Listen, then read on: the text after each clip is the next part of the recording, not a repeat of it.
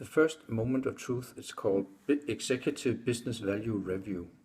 This is a level-setting meeting with the executive sponsor and key stakeholders from the customer.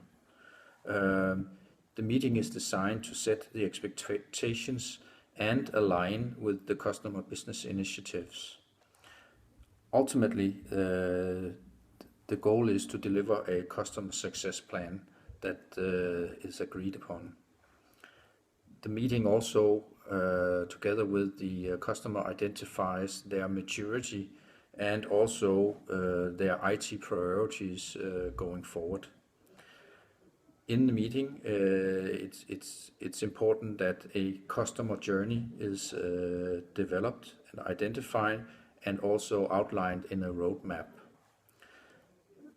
At the end, it is very important that there's identified a first use case that can be demonstrated at the monthly business review, and that this use case is also aligned with the IT initiatives.